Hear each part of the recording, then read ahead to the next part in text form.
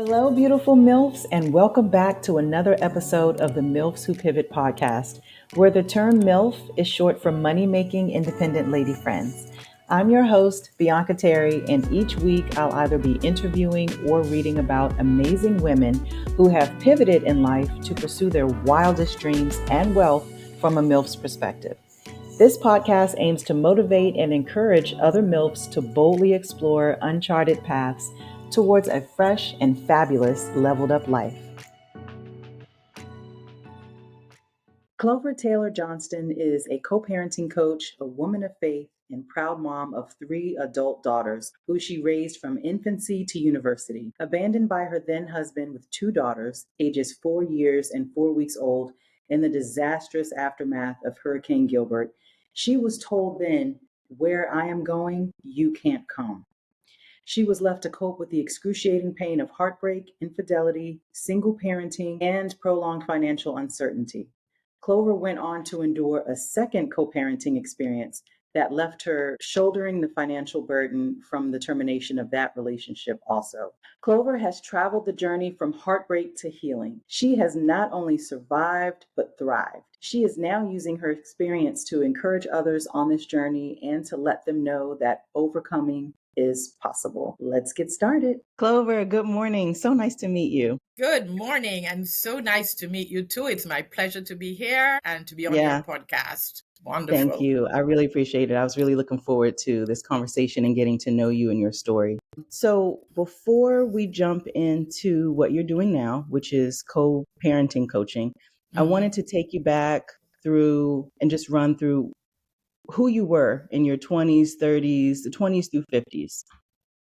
You know, who was Clover back then, and what was she doing? What was your life like? Sure. So let me just say, I think I had an idyllic childhood. I grew up with what I thought was the perfect family structure. I came from what was the traditional nuclear family. I don't know if that sociological identifier is still cool, but that's how I grew up. So I saw 2 parents working together, very respectfully, both of them looking after us. And even though, my father came from an era, and my mother too, when life was more gendered, there were no real gender roles when it came to looking after your children. And then we had extended family and on both sides. And so people got along. And even if there were tiffs, as kids, you wouldn't know it because the strength of this family was based on one helping the other to move forward. So whatever skills you had, whatever resources, you were going to pass that on to whoever needed it. And our family home was like a hub of social activity and learning. My mom was a teacher. My father worked on a sugar estate at that time. So that was when sugar was king in Jamaica. That was what it was like then. So I went through high school, I would say did maybe a little bit more than average. So did fairly well in high school and went on to university. You don't really know what you want to do, but I always say to people, do what you like and what the strengths. So build on your strengths. So I was a literacy kind of student at the time. And so I pursued basically English literature along with political science mostly, because I also had a political leaning and I was always curious as to, the workings of that and how it affects people's lives and why people become so caught up in this party and that party. So by the time I was 21, I finished, started a master's, but was bored with it. It wasn't what I wanted, so I didn't continue.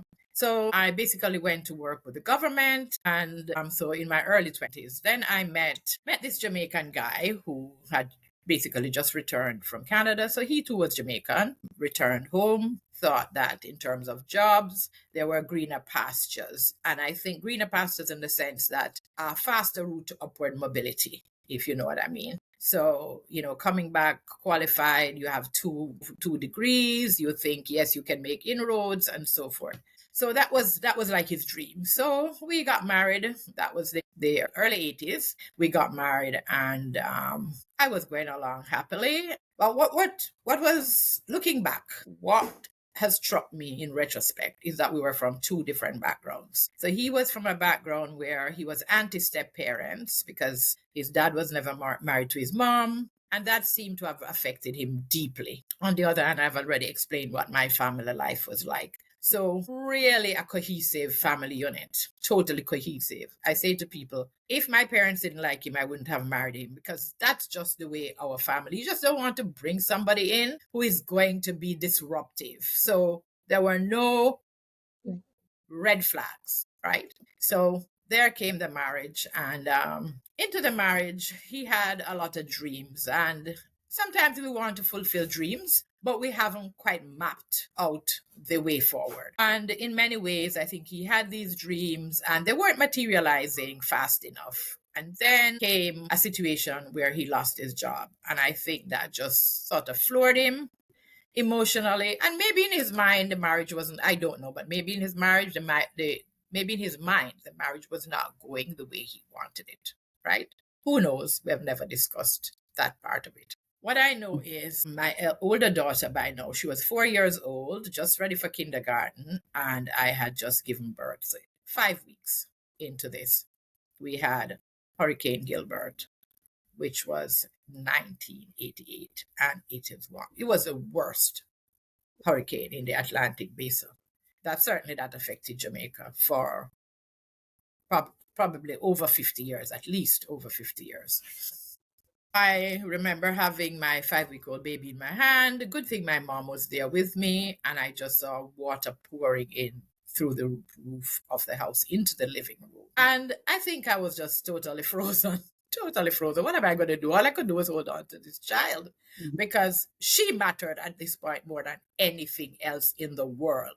This was about keeping an infant safe, keeping an infant fed, and for me to have enough emotional and physical energy to just keep going through it. And there was my 4-year-old, who was supposed to start actually kindergarten the coming week. Anyway, so there came this major disruption, and it turned out that this was not only a geographic, a disastrous disruption, but it became a personal disruption in my own life. It changed the whole trajectory of my life. So those were not the days when mobile phones were mainstream like now, right? You had landlines were the instrument of common use. But all of those went because it was so the devastation, the overflow of water into the ducts and into all the electrical and electronic wires. So a real problem of being totally cut off. Anyway, my family, that night I remember moving to stay with a neighbor, because her house was dry and she didn't have the kind of leaks that I had. And so the next morning, when, the rain was all over and the sun was peeping out, I said to him, can you take me to my cousins? Because I found out that they didn't have any disruption. They were living in a townhouse and it was recently built. So they had no scars, not a touch of the hurricane. So, Clover, at this point, was your husband still there, or did he leave the day that the hurricane hit? Because No, you he said was. something very profound. You said something to the effect that, quote, where I'm going, you can't come. So I was wondering, was it in that moment during the hurricane where he left and you had to figure all of these things out and get your family to safety? Well, that's exactly where I was heading. So when he took me over to my cousin's house, that's his exact words. I don't know why it stuck, but that stuck. Yes, because I said to him, That's a what are very you doing? profound statement. Someone telling you you're in an Extremely emergency. Yeah. profound. Extremely profound. So he told me he was going to his cousins, and I knew her. And by then I had begun putting two and two together, that there was infidelity, and that was also an issue. So basically, I hung out with my cousins for about 2 nights, 3 days. And then the roads became impassable. And I think it was my brother and my sister that came, packed us up. And as I said, my parents were still alive, so traveled 2 hours and stayed with my mom. Luckily for me, I was on maternity leave, so I had some income, and so I was able to manage on that. Another really horrific thing that happened was that I think about a week later, my infant daughter, she started having swallowing difficulties. So anyway, the ENT specialist, who I'll never forget, he was really good. He had given me antibiotics. She was fully healed and her life went back to normal. Mine did not. So maternity leave is about over now, and the house was being repaired. And so I went to look at the house before. My neighbor, who was an elderly lady who was very close to, could have been my mom, she said to me, you know, your husband came and he told me that he's not coming back. And I said to her, funny, he told you, but you know, he hasn't told me, but I'll take my cue from that. So by the time I got back and we rearranged the house and got stuff back in, yes, I realized that he was not coming. He was not coming back to be active as a husband anyway, and even as a father. So he had his own issues going on, and so there was just no support. The only support I got from him was I had a policy, even at that age and stage of life, was never deny your children access to a parent. I'd always believed in that, and I think that is rooted in the way I was raised, that children need their two parents to thrive, and let them decide when they're able that where the blame should go. That's not my role. And I thought that's very important. And even now, I stress that your kids are as genetically connected to you, the mom, as they are to the dad. And even at an infant age, if you are withholding a child from a parent, it's still parental alienation. And I was never signing up to that. Yeah, I understand. So you got through the hurricane with your family, thank goodness, and you're recently separated. You got this terrible news that, you know, now you have to figure out how you're going to move forward alone. What did you do after that? How did you pivot in your work? When did you go from, you know, being in education to coaching? All right. So I quickly realized that financially I was on my own. So this happened in 88. The divorce didn't come true until 93. But basically, I'm operating as a single parent. He's only showing up at this time to basically cuddle and kiss. Basically, there is not much more support. Money would occasionally take them out, but I had an open door policy because I think they were too young to be carted all around. And that would have been, for me, the issue of safety and security, not knowing where he's taking them. So I kept that open door policy for quite a few years until they were able to at least talk and manage themselves and give you feedback. So I was in banking. So I left banking at the end of that year because I realized it was way too stressful for me to cope with young kids. So I organized income Excuse me, earning. you said you were in banking, not education. At the time. No, at the time I was in banking when it happened. I resigned eventually, went back from maternity leave, but resigned at the end of that year. And then I began to work out how I was going to earn income to take care of the basic everyday expenses. And so I did that for quite a few years, then went into sales and public relations. So my longest job actually was in PR. And while I was in public relations, all right, let me interject here. I always had a life plan, and my life plan included going back to graduate school. This was before husband. This was always in my personal life plan. And I can't stress to people how much you need to have your own life plan for your own personal development, because we don't know what is going to happen down the road.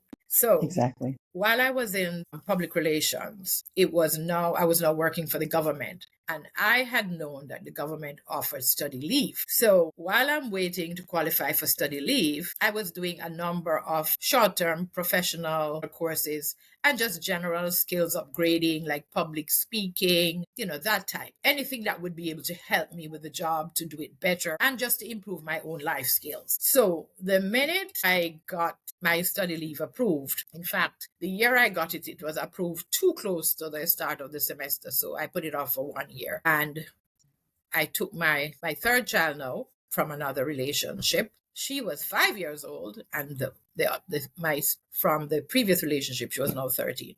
So off we went to Scotland for 5 years, and I did my graduate program there, went on to do some additional research, and it was, I think, the best decision I've ever made in my life. It has impacted my life in such a deep sense, because here was a Black woman from a developing country going to a predominantly white conservative place like Scotland, Stirling, Scotland, a university town, to study. And that was when I recognized that it doesn't matter where in the world you come from, as long as you are holding a developed country's passport, no matter how brilliant you are never going to be viewed professionally with the same value as somebody who is born and raised in a developed country. So that was very instructive for me in determining the trajectory of how I would lead my children and the path I wanted them to take. Notwithstanding all of that, here's how we benefited. We benefited from no school fees. So the kids went to school. There was no charge for school. The 5-year-old got picked up by the council's transportation. Education was basically free. So that was a huge benefit. And my struggling 13-year-old at the time found her feet, and she fit in so well. She became deputy head girl in a school that was all white, maybe 5 black kids. And I remember about 3 months after being there, I said to her, "You seem so much more engaged and so, happy with your life now. What is it?" And at 13 years old, she said to me, "I am rid of the emotional burden of my father." So that's something else that stuck with me, because I know sometimes when we are going through struggles, the fear of change, we are gripped by that fear of change. And fortunately for me, I'm one of those people who always think that you have to move forward. You must make change. You can't get up every day and expect change if you're doing the same old, same old. So for my 2 younger children, it was a huge blessing. For me, it gave me an opening as to how the world sees others based on our geography. And again, that helped me, because now I'm realizing I'm raising 3 girls, and I am going to have to raise them in a manner that they can successfully navigate a white world as 3 kids born in a developing country. So it was hugely instructive for myself and for them. And it did impact them in a very positive way. So that was what I such an call interesting experience. my real glory years in terms of being a real eye opener in charting my way forward. Right. So that's 5 years in Scotland. So what happened after the 5 years was up? Did you move back to Jamaica or did you go somewhere else? Okay. I would have loved at the time to have moved back to Jamaica, but you asked about going into the field of education. So this was where my foray into education started, because before I left Scotland, I had actually started, my department had me offering sessions on certain of their programs. And I remember doing a summer on the online master's program where the students would come up for the summer and just do an in-house. So there were so many weeks. So I tutored on that for that particular summer. Right. So when I got back to Jamaica now, I started teaching at the Edna Manley College of the Visual and Performing Arts. I started teaching a course in cultural tourism, because while my major there was communications, I'd also done research into the tourism marketing paradigm of Jamaica and Cuba especially. So when I came back, I was asked to author a course and offer it on their Bachelor's in Arts Management. So I started doing that as a part-time teacher. I went back to my old job because I was bonded to the government of Jamaica. And I also started teaching at Carimac, which is the media arm of the University of the West Indies. So I operated in both places part-time, and I really, really enjoyed teaching. Now, my co-parenting with my last child's dad was a little different from the first one. He was always present and engaged with her, always present and engaged. So I must be honest about that. But we have 2 buckets where we get hit when there's a separation. One is the emotional and one is the financial. And I'm not saying I didn't get hit on both. But in the second one, where I got hit most was the financial, because I had expected him to be more prepared when I returned to Jamaica to take care of the financial responsibilities, and he wasn't. And that was just devastating, because I was returning and reorganizing myself, getting myself set up again professionally. And so that was really a challenging time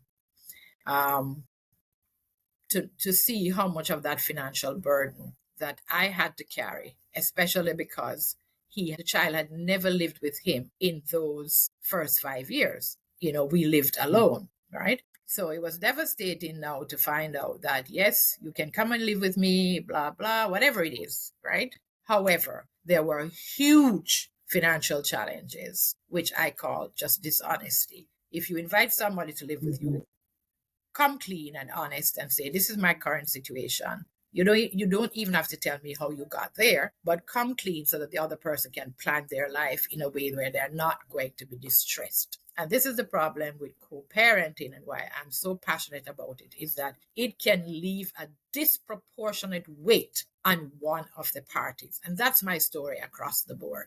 That disproportionate weight. Anyway, my daughter finishes high school because I'm determined now. I ain't leaving this child. I'm not leaving her to go anywhere. If we are leaving, we are going together. So I really started praying hard, and I'm a Christian, so let me put that out there. I said, look, I've done everything that I can humanly and possibly do for myself. I need an out, but I need an out for two people. And so by the time I realized that I'd served my bond, so I was free to go wherever I wanted, I started having serious thought about where next. And by now, my two older children were now living in Canada. So I had been visiting back and forth, and I'm saying, yeah, this might be the place to look for opportunities. So fast forward, I am there towards 2013, and you're going to find this very interesting. My older daughter, the older of the two by my ex, who is the first of the three, she calls to say, Daddy's sick because he has moved back there. Daddy's really sick. And he was with her. And she's now going through a divorce with a child that's under 2 years. And I need your help. I said to her, I am teaching at the moment, and I have to at least give them enough time so that they can have a replacement. So at the end of 2013, I go there to help her in Vancouver, Canada, and to support her so that she can support her father and get him through all the various medical interventions that he needs to get him back on his feet. And so I begin looking around, and I say, this looks like a place where ESL teaching opportunities would be necessary. So I look around, and I'm there, and I'm coming and going. And 2014, I decided, because this is who I am, I'm not going to take on any task without having some formal exposure, because I just think it's necessary for you to pull it all together. So I went to the Canadian School of Linguistics, and I did one of the shorter ESL programs. And my supervisor there said to me, you really don't need it because you already have so many qualifications. I said, yes, I need it because I've never been in this space before. So I do that, and he's telling me now, you should go out to Asia. And I'm saying, Asia? He says, yes, I've worked out in Japan for a long time. So I was really there looking at him as if he was coming from the moon. So anyway, he says, go to Craigslist. I said, but Craigslist is only buying and selling. So much for my ignorance. He says, no, you go there. There is an education section. And so I go there, and there is an education section, and I see a job for an ESL teacher, and I apply. I apply thinking it's maybe a private school. It turns out when I go, I never forget it, there's this tall, oversized British man. And I laughed, and I said, you're not Canadian? I thought I was going to meet with a Canadian. Anyway, he laughs. He says, yes, I'm naturalized. And we have an interview, and he says to me, the job is not here. The job is in China. And I looked at him, and he said, it is yours if you want it. And he said to me, the only thing, you will have to shadow one of my teachers here for a couple of weeks. And when I looked at the offer, I said, yeah, this is obviously what God sent to move me out and to move my daughter, who was now in her final year in high school. So I took it. Essentially, I went out for 3 months at first, and then come 2015, I was out there for another 4.5 years. And that put me on the path, solidified my path in the education field. And so I was able to also lay the groundwork for her to get to college. And so she eventually came over. I was able to pay the school fees, because up to the time we were leaving, he said, why are you letting her go abroad? The fees here are $1 million, and it's going to be a lot more there. But to this day, I have never got the conversion of 1 million Jamaican into Canadian, or even a fraction of that. So I am glad I got that opportunity and that I was wise enough to take it. And what is great for me, I have raised all my children from infancy to university. They are all college educated and they are all working in fields that they love. Wow. You have such a wonderful, varied background, and you've traveled abroad to different places and you took a lot of chances or took a lot of risks. A lot of people would say, oh, wow, you went from one industry to another and you had to learn each thing. I think that is just fantastic. So The very Jamaicans, interesting. the Jamaicans have a little saying, you probably will not even recognize it. When trouble take you, pick the shot fit you. In other words, when you are in a tough spot, you have to contort to any circumstances that's going to make you move forward. Well, that was my situation. And as I said, love it. because I had a life plan for myself and I had a life plan for my kids in terms of how I could help them, right? I never ever forced them and say, you should be a doctor, you should be a nurse, nothing like that. But I now had enough exposure to know what the way forward should look like for them. These were 3 girls coming from a developing country. They needed to get a developed country education and a developed country passport. And today, all 3 have achieved that. Wow. That is wonderful.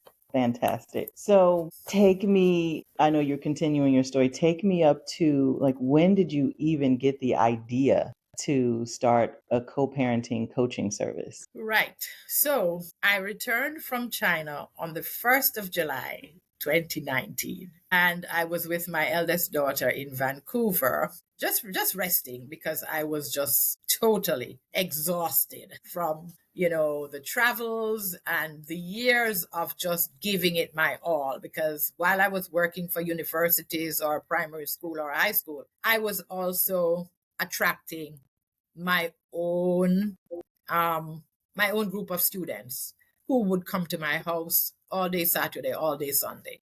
So I was doing maybe more than 40 hours of teaching per week.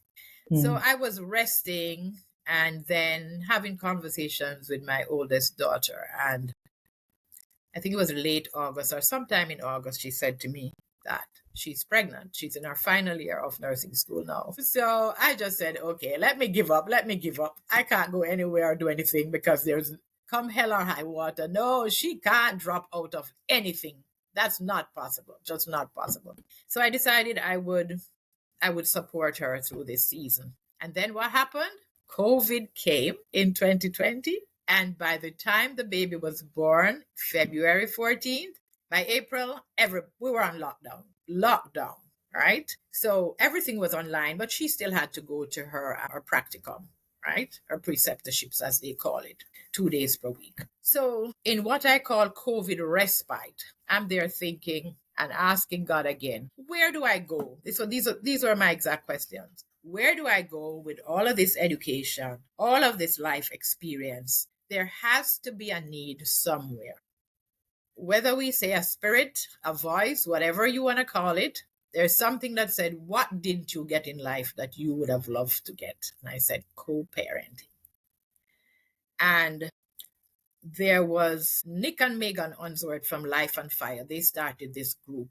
And I remember I joined that group, right? It's one of these, more like one of those Tony Robbins motivational kind of groups. So I joined it, and basically they're really saying to you, find your feet, find your passion, and these are some of the resources that we can expose you to. So that was a huge eye-opener for me because I had never forayed into the world, into the online world. And for most of us, that was still pretty new. But it was a huge eye-opener, and it was a biggie for me. And so I went on, I think it was YouTube. Yes, I went on YouTube, or was it YouTube? Anyway, I decided I was going to start doing Facebook Lives. And I started my Facebook group.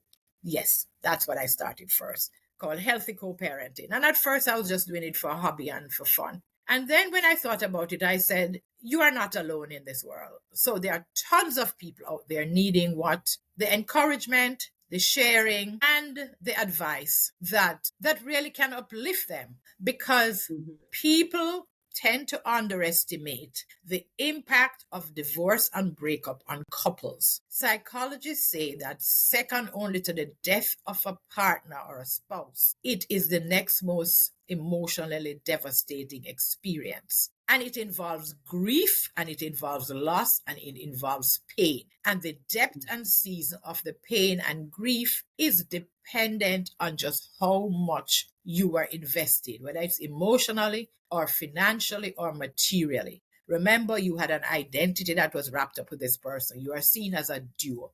You have children. You are attached to in-laws. You are attached to a friend's group. So it's like, just as a child is being ripped apart, that heart is being split when we badmouth a parent.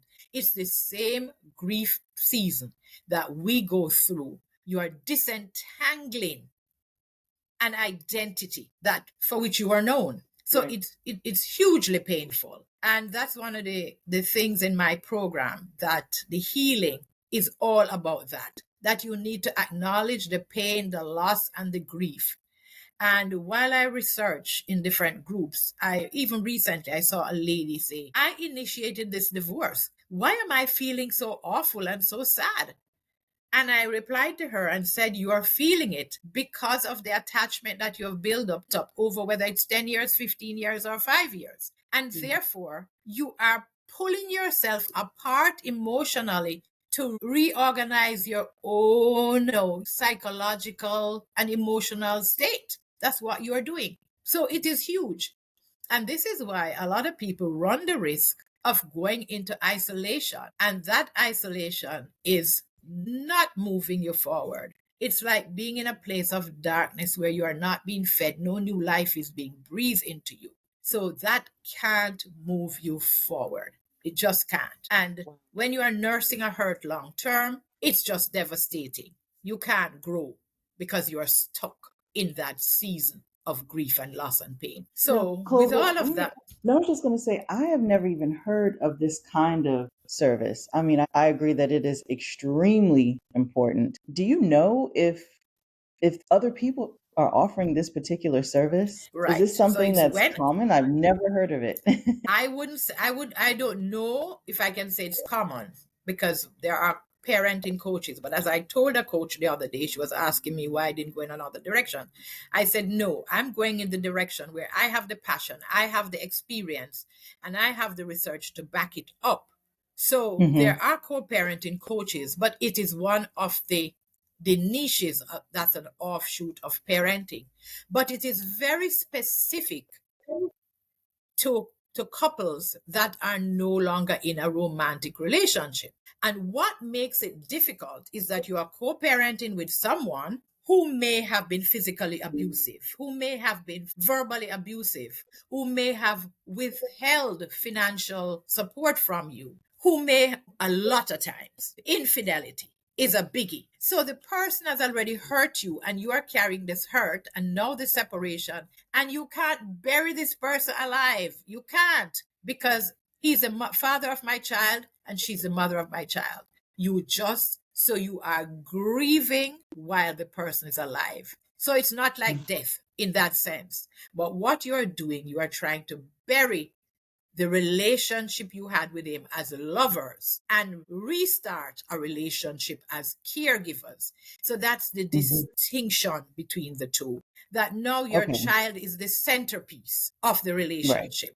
And And that's that what was we one have of the to questions recognize. I had for you. I was wondering if you also worked with couples, two parent households, but it sounds like your work is mostly or totally just with separated parents. Yes, Because I was separated or thinking, I was like, divorced. wow, you can be in the same house and not even be on the same page. But no, yeah, your work is very specific, and I think it Yeah. is extremely important. So, Well, how as you does this mentioned, process work? Do sorry, you? can I make a Mhm. little point?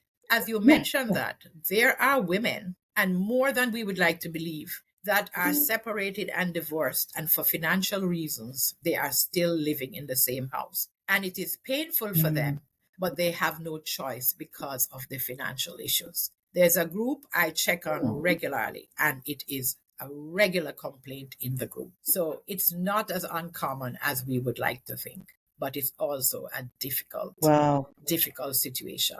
But the co-parenting issues, my thing is that it needs to be put out there on the table, because there are children that are being murdered.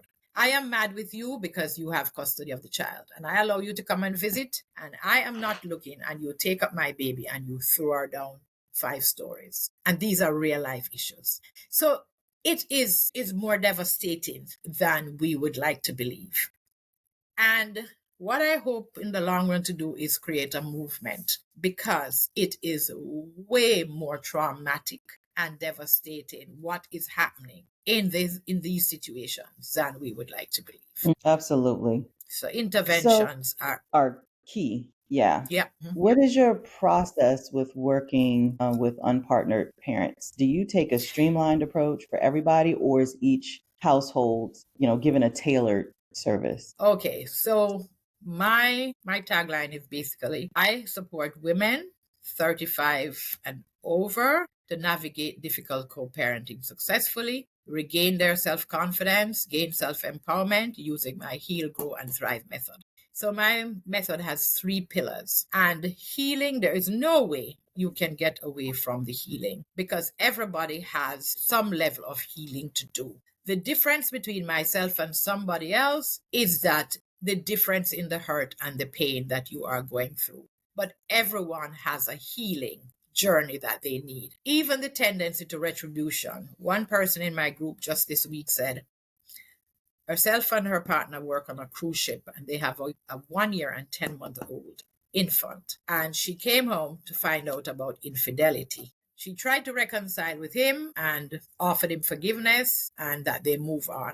Eventually, he tells her, no, I'm done with it, but I look after my child. And her first default was, she's writing to say, should I allow him access to the child? And I said exactly what I said at the beginning of our interview, was that it doesn't matter what age the child is, parental alienation should never be entertained. And if you do it, you run the risk of either that child coming back and blaming you, or you create a daddy or a mommy fever, where they figure they have missed so much with mommy or daddy that they don't want to be with anybody else. But just from a point of view of integrity, the child belongs to both parents. And so it is not a healthy approach for the emotional growth of the child. So that healing journey, of course, is personalized, depend on the strategies. Because if you come to me as a Christian, we may want to take a Christian approach. But if you come from another, you may want to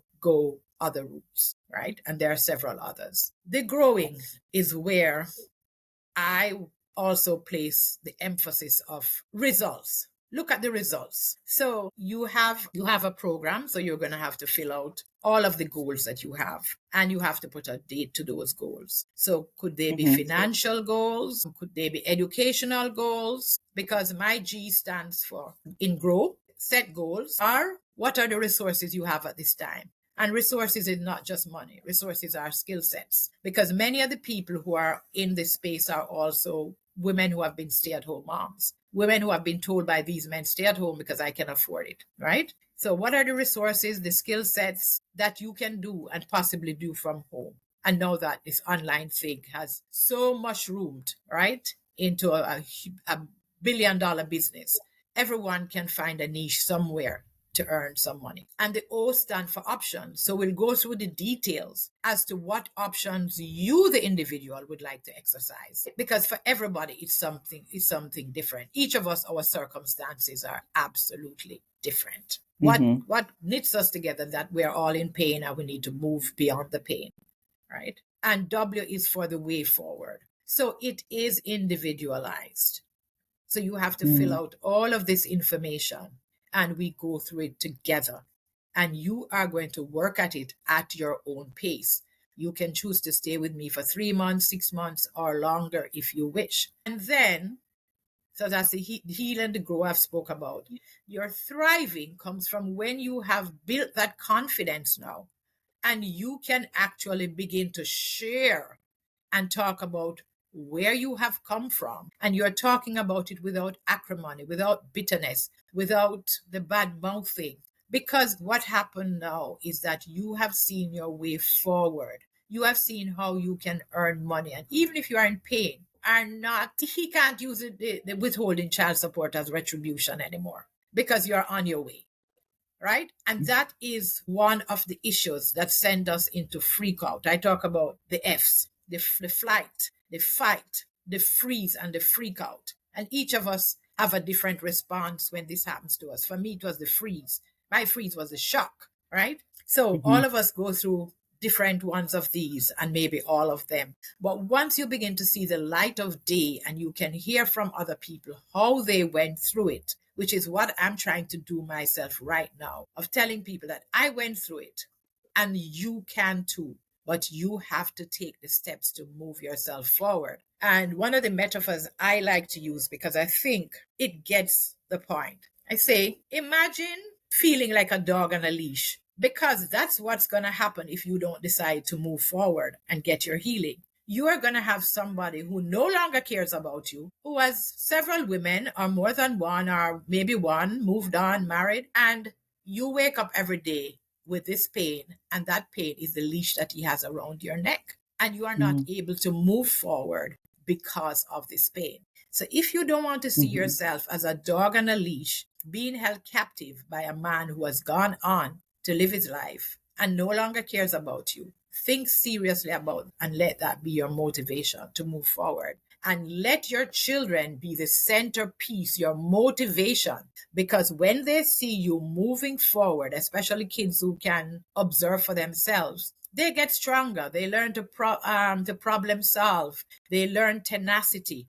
They learn the willingness to heal and to move forward. And these are key life skills that they too will need as they get older to face the challenges of life. That's very empowering. Everything that is in your system, it's like a holistic approach.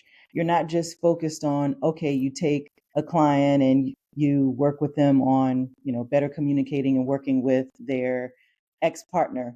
You're also working with this individual, from the inside out to help them be the best person they can be. And then that will also spill over into being the best parent they can be moving forward. Absolutely. So And that's the I point. really like that.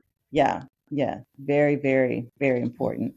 Yeah, because it's all about the children now. Yeah. So how does this work, like you mentioned before, when the other parent, because only one parent is taking this service, right? So they're getting all of the tools, you're equipping them with all the tools to work towards a healthier co-parenting relationship. Is there a way to kind of get the other parent on board, or how does these tools kind of spill over to the other parent? Because sometimes, there always seems to be one impossible person in the equation. So if the other person is that, impossible person, how do you make that work? All right. So first and foremost, whatever you're doing at this stage in your life, you're doing it for your kids. You're doing it to have an even relationship with your kids where they don't see you in tears. They don't see you suffering from lethargy. You don't want to move. You don't want to do anything. You're demotivated. So your motivation, apart from your own personal healing, is that you are leading someone, not just yourself, and you want to give positive life skills to your children. Mm-hmm. And what happens, Okay. because I know in my case, there was volatility, certainly in loud talking and shouting. And I've seen that in other people. But if you have that sufficient self control, and that self control only comes from your healing, where you can say, and you just move on and ignore it, it takes two to tango. It takes two to tango. So Yeah. you have to be working on you. Don't worry about the other person. Because when they are not getting the combative response that they hope for, they either get totally frustrated and back off completely, or they fall in line. Usually that's what happens. It takes time, but usually that's Mm-hmm. what happens because they realize that, look, guess what? This person is not in the battle with me. This battle I'm in with myself. So the person who is seeking the healing, the growth, and the mentoring, that person is focused on being the best version of themselves. And that's what I know that I was prepared to do because I didn't want to be cranky, yelling, crying, volatile, because I knew that my kids had to go to school. I had to deal with people at school, teachers, admin, all of this kind of thing. And Mm-hmm. therefore, I don't want people to say this child, her mother is cranky, that's why X and Y and Z. Because the wider community, your children get affected by it. So you want to show up Mm-hmm. as the best version of yourself. So that is why you focus on you, because you can't change anybody but you. You can't. And the only way you actually change people is by the response you have to them and their madness. I think we all need a reminder of that. We Yeah. all could use a reminder of that. That's good advice. So then what would you say to someone who may be going through a separation or divorce and there's children involved? Because obviously when there's children involved, that just adds an extra layer of uncertainty, and there's that extra hurdle to figure out, in addition to dealing with the grief and everything that comes with a loss of a relationship. What would be the first step? I would say the first step is have a money plan, a financial plan, because that is what, apart from the grief, that is what puts you in a tailspin. It just puts you in a tailspin or a whirlpool where you're wondering what's going to happen. So divorce coaches have a long list of stuff that you must do. All right. I can't say I agree with everything, but you must have a financial plan. Usually, if you're a working woman, you would have had your own bank account, establish your own credit, and all that kind of thing. For stay-at-home moms, it is probably a lot more difficult. But I would say your first and foremost action should be, yes, you're divorcing me. Let me go check on all the money. And maybe you should even start withdrawing some of it and stashing it away. Because initially, you have to worry about the rent or the mortgage. And I have known people like myself who have had to be rescued financially by family members, whether it's to pay the rent or to pay the mortgage or food bill. They go to the husband has gone, they go to pick up groceries a week or 2 weeks later. I'm sorry, ma'am, this card has been canceled. Real life. And there are 3-4 kids at home to be fed. So the minute you hear a talk of divorce or separation, start looking at where the cash is and what you can also turn into near cash, and make sure you have at least 3 months rent and food, whether you're a working mom or not a working mom. But start looking at that, because when you are in pain and you have to be tearing out your hair as to feeding your children, it is almost impossible, and that can floor you. It can just be so painful, like doubly painful. So I would say that must be your first, because it doesn't matter what country in the world you live, even in these developing countries, it takes 6 months minimum for child custody settlements. But for most, it takes sometimes over a year. It takes over a year. And what I also say to parents, never let the default of parental alienation be a go-to for you. Don't let it be a go-to. Because the legal systems are moving away from automatically giving custody to the mom when the children are over 4 years, towards moving to shared parenting. That's where the legal system is going. So they deem it aberrant when a dad comes to you, or a mom, but it happens mostly for the dads, that I haven't been able to see my child for 3 months, 4 months, 6 months, and I'm paying child support. And even when it's FaceTime, they tell me that the child doesn't want to talk to me and all of that. So be careful of the actions you take, because the whole issue of family law is moving towards shared co-parenting. Wow. That's excellent advice about making a financial plan, because there's so much emotion when you're going through a separation and you have kids and you're like, now what? So getting someone to be able to focus and say, I need to come up with a financial plan. That's very good advice. Definitely agree with that. And now I think this is a good time to move into the strawberry round, where I'll ask you 5 questions. You keep your answers short and sweet. You ready? Sure. All right. First one is, name a book that has inspired you tremendously. I would say The Purpose-Driven Life is the one that comes to mind, by Rick Warren. Okay. Yeah, that sounds familiar. What's a tool that you can't live without, a software tool or an app? for professional or personal use? I think I'm now wedded to my iPad. And all the apps on there? I am totally wedded to my iPad. And what app am I Yeah. wedded to? I'm not even sure. Maybe I do more Google searches than I do anything else. And I'm learning a lot from ChatGPT. Okay, yeah. That's becoming more popular. Name someone you'd love to have lunch with and why. Okay, I would have loved to have lunch with, I would say Michelle and Barack Obama, both. I think Oh, they've been nice. they've been an inspiration because being the first of anything is onerous because people set the highest of expectations for you. And to be able to be the first of anything and not mess up and to be so inspirational and still having so much impact all over the world is just phenomenal. Very nice. Do you have a life motto or favorite quote that you live by? It's not what you go through, it's how you come out. I like that. And last one is, what's your top self-care ritual? My top self-care ritual is facial care. Yes, facial care. Okay. So doing facials, and that's something I also, COVID gave me time to do, was I'd come home from China because I was in southern China and I'd gotten quite a bit of sunburn.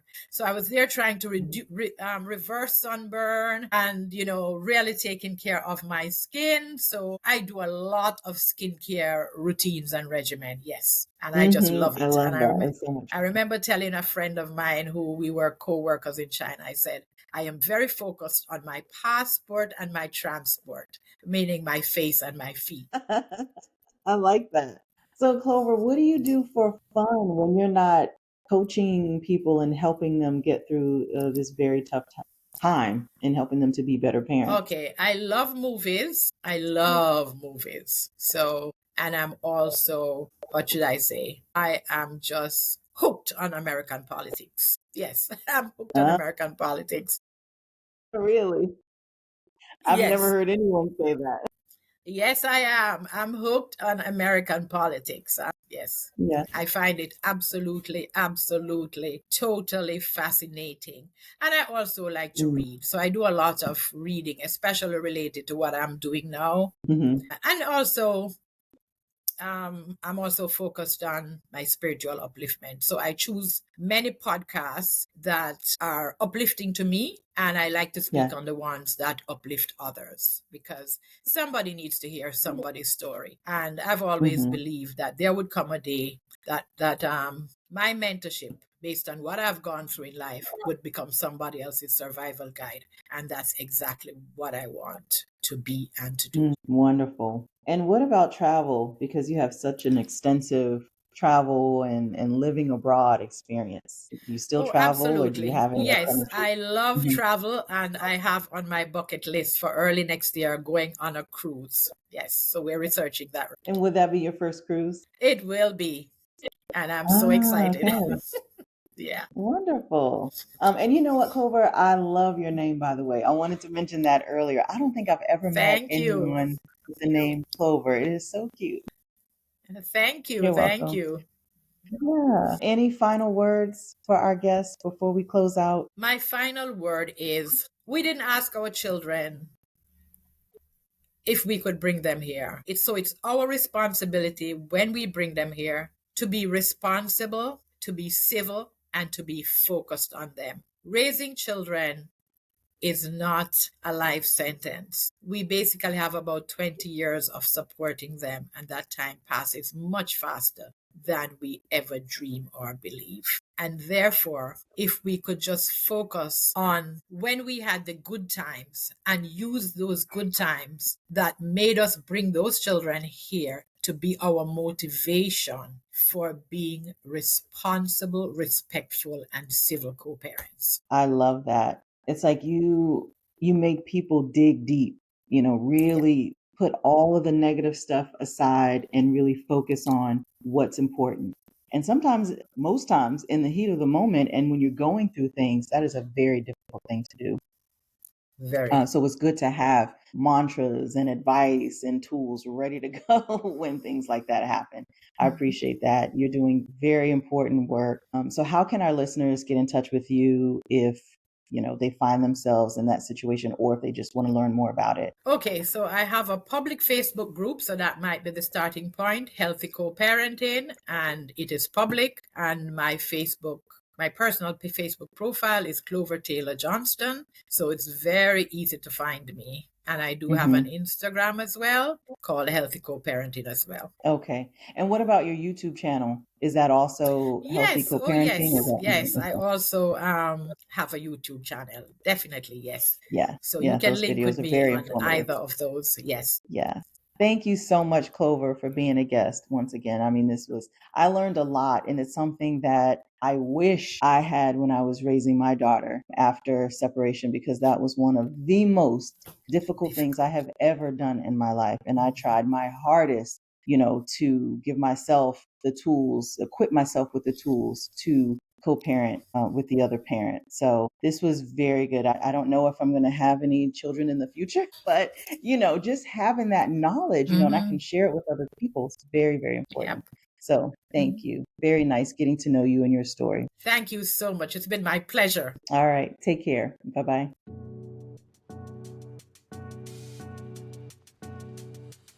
Thank you for tuning in to another exciting episode of the MILFs Who Pivot podcast. Please take a minute to leave a review, and don't forget to follow the show, download the episodes, and share with the other MILFs in your life. Listen in on any of the major platforms, including Apple and Spotify, or watch our videos on YouTube. You can join the community on Facebook and Instagram at MILFs Who Pivot Podcast.